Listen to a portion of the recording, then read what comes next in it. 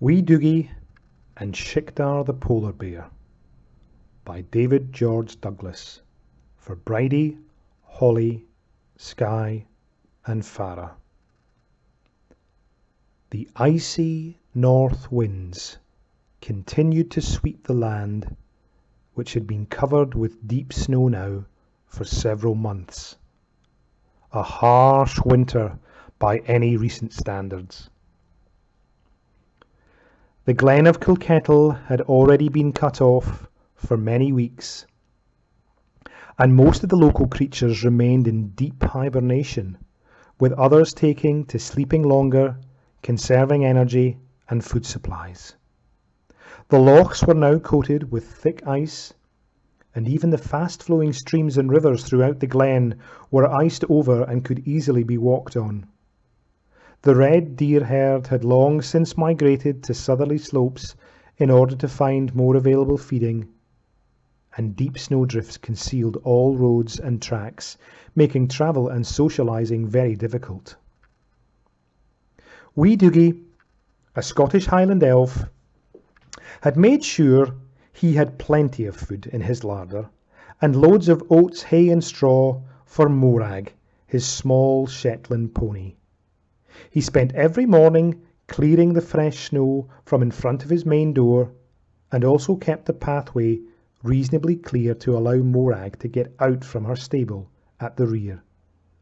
With difficulty, Morag could sometimes take Dougie and Shugal, his pet haggis, as far as the centre of his village of Drumbodnod, to meet up with his friends Bampot, Crabbit, Egypt and Gallus. They had great fun on their small loch, combining skating and snowball fighting at the same time. But skiing was not possible. Without the red deer to tow them, there was no way they could reach the higher slopes of the surrounding hillsides.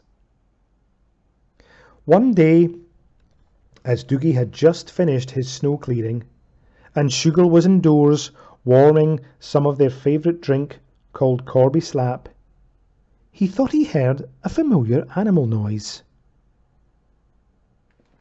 He paused, and there it was again, a deep growl coming from a heavily wooded hillside some way off.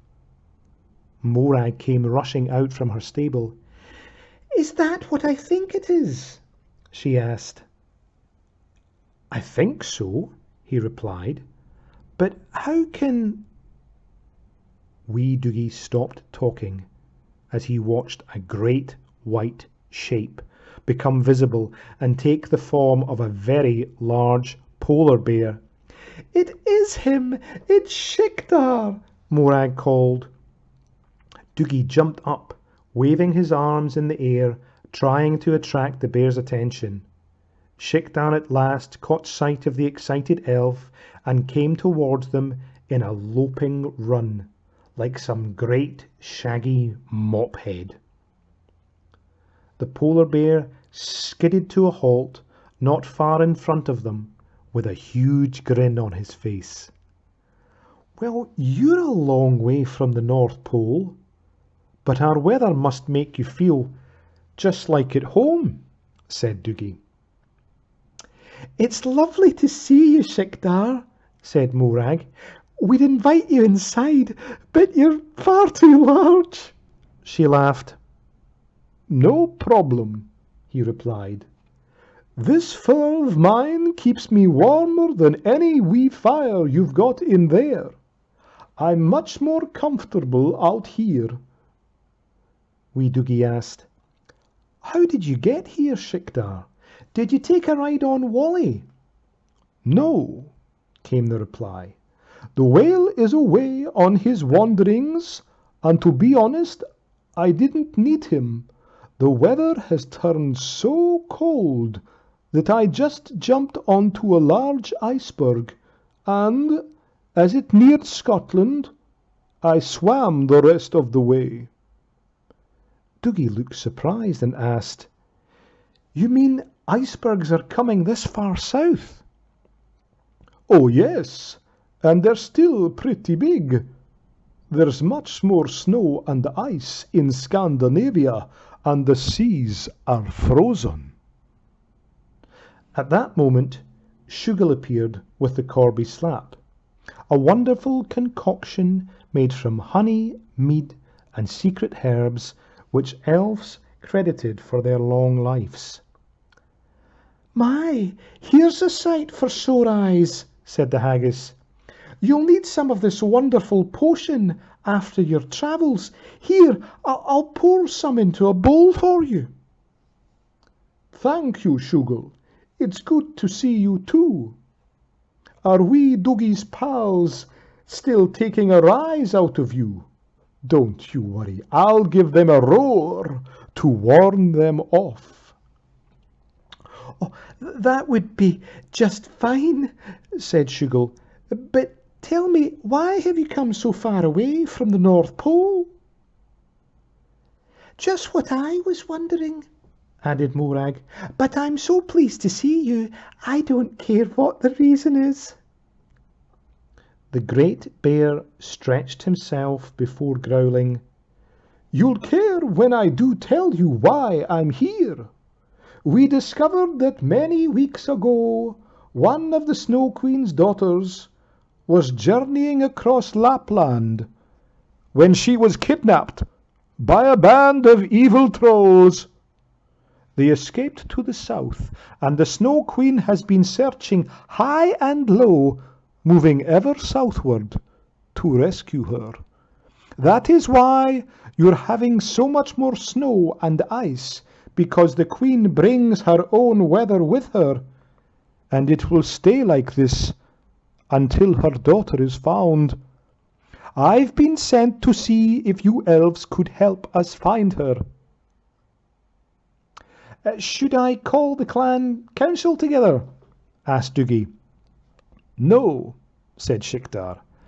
"We'll talk things over with your chief, and then head south to see if we can find out where the trolls have taken the princess. I'm afraid it will only be Wee Dougie and myself on this trip. These trolls can be quite nasty if the mood takes them." Shugel nodded quickly in agreement and began to tidy up the cups and bowl. The elf jumped upon Shikdar's back, and the polar bear ploughed through the deep snow with ease, and they soon arrived at the Loch of Fitlike, where Callum Kilkettle of Kilkettle had his home in an ancient oak tree. Shikdar loudly roared their arrival, and Callum descended by rope ladder to meet them, and was surprised to learn the true cause of the severe weather. They discussed the problem for some time before it was agreed that the chief would contact Erikk the Golden Eagle and ask him to act as their guide and spotter. The pair returned to Drumbodnod, where they found Morag and Shugel had been preparing things for their departure, and the saddlebags were full to bursting. With his 2 long legs and 2 short legs, the haggis had managed to get things upside down, inside out, and all mixed up. But Morag was very patient and quietly corrected all his little errors. In the early afternoon, on hearing some sharp whistles, Shikdar lifted his great head to see a magnificent golden eagle circling high above the village. The bird drifted slowly down, adjusting the angle of its wings, and came to rest on the pathway Wee Dougie had cleared in the morning. Erikk shook his feathers back into place and took stock of Shikdar before explaining. "Hello there! I've seen more polar bears these last few months than ever before." Shikdar told the eagle about the kidnap of the Snow Princess, and then he, Erikk, and Wee Dougie settled down to plan how best to find the princess and return her to her mother, the Snow Queen. The winter days were short, and as dusk was beginning to take hold of the glen, they decided to rest up and make an early start in the morning. Dougie wrapped himself up in several layers of warm clothing and joined the small party outside, where they told Erikk how they'd met up some time before, when Wee Dougie had travelled to the North Pole to help Santa in his workshop that year.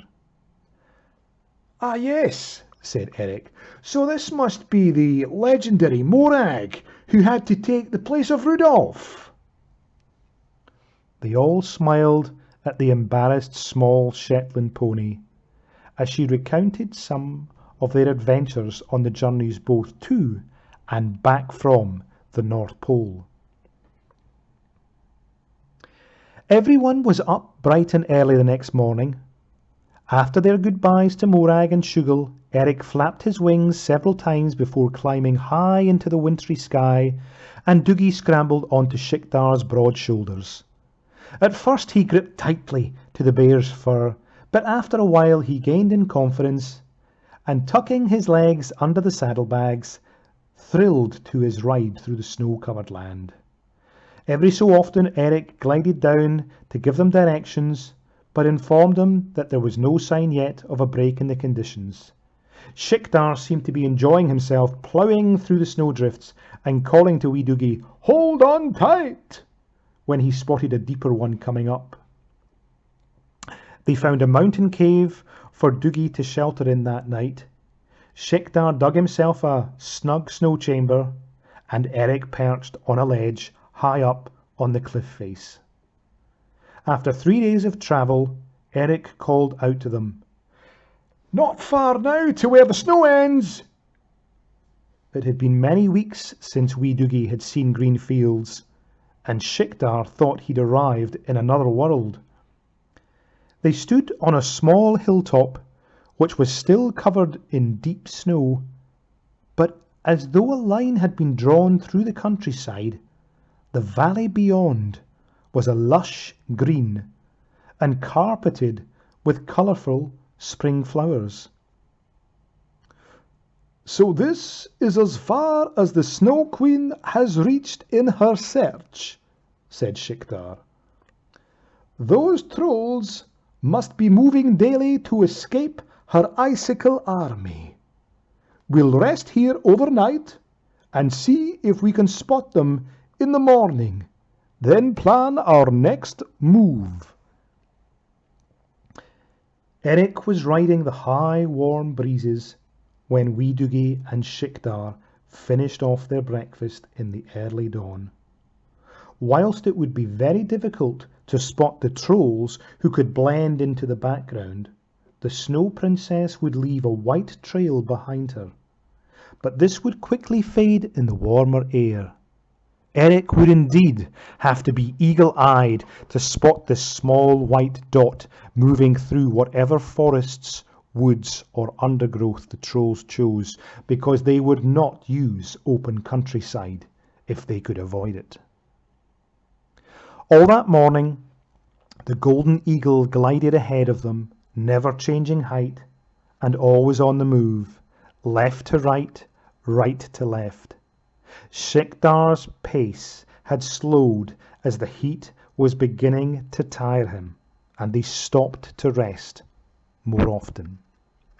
It was during a rest break that Wee Dougie looked up to see Erikk's smooth flight falter, and he circled lower, dived suddenly, then swung back to where the pair were resting. "They're some way up ahead in a small wood. I'll get back so we don't lose them, and Shikdar, you go and summon the Snow Queen with her army. I think the plan we discussed back at Drumbod Nod should work well here."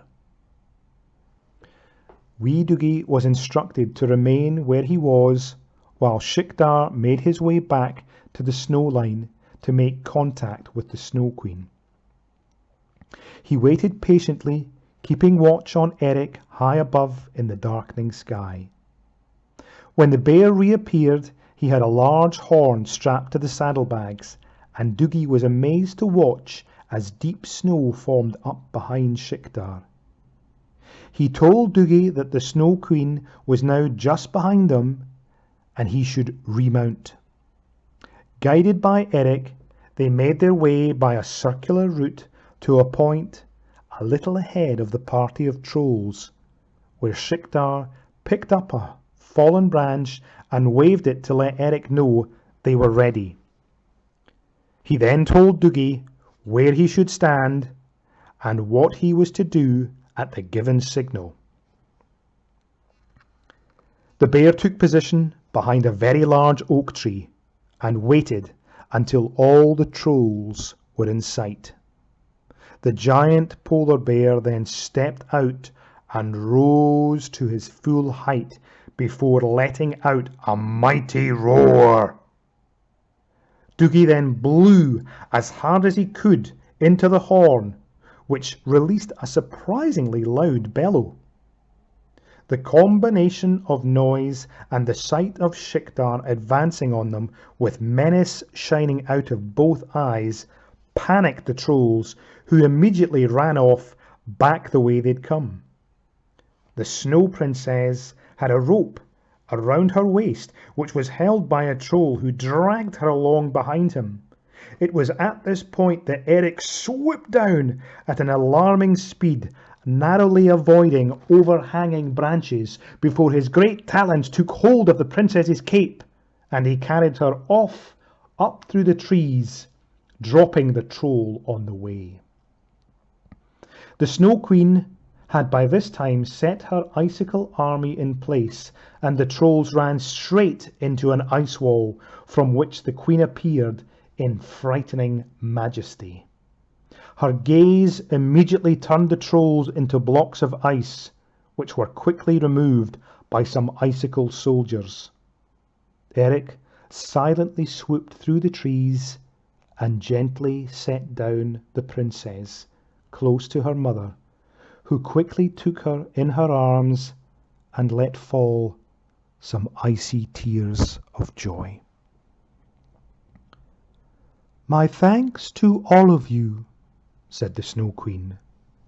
"Now we can return to normality, and you, Shikdar, will be pleased to get back nearer to the North Pole. Is there anything I can do to make things easier for you?" Shikdar lowered his great head and said, "I have some farewells to make before heading for home, Your Majesty, but it would help if you could leave a large iceberg behind off the north tip of Scotland and head it for home when I get aboard."